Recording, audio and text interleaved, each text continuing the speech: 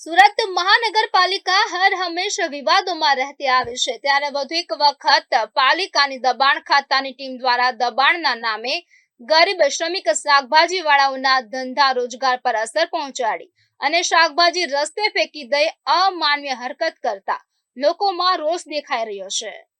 સુરત મહાનગરપાલિકા દ્વારા શહેરના અનેક વિસ્તારોમાં દબાણ હટાવવાની કામગીરી કરવામાં આવે છે,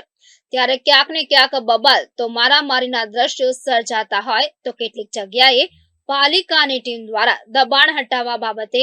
વિક્રેતાઓનો સામાન કે શાકભાજી રસ્તે ફેંકી દેવામાં પણ આવતા હોવાના અનેક વિડીયો આપણે સોશિયલ મીડિયામાં જોતા આવ્યા છીએ। ત્યારે હાલ આવો જ એક વિડીયો સુરતના ભાઠેના વિસ્તારમાં આવેલા પુષ્પાનગર પાસેનો સામે આવ્યો છે કે જ્યાં શ્રમિક શાકભાજી વાળાઓના ધંધા રોજગાર પર મનપાની દબાણ ખાતાની ટીમ તાટકી હતી અને શાકભાજી રસ્તે ફેંકી દઈ હેરાનગતિ કરતા હોવાના આક્ષેપો સાથે વિડીયો સામે આવ્યા છે કે જ્યાં સ્થાનિકો લારીવાળાઓએ આક્ષેપો કર્યા હતા કે પુષ્પાનગર ભાઠેના વિસ્તારમાં દબાણના નામે રાજનૈતિક હાથ હોવાની વાતો કરી હતી। ત્યારે આવી ગંદી રાજનીતિ ગરીબ શ્રમિક શાકભાજી વાળા પર કરવી એ કેટલી યોગ્ય કહેવાય તેવા અનેક સવાલો ઊભા થઈ રહ્યા છે।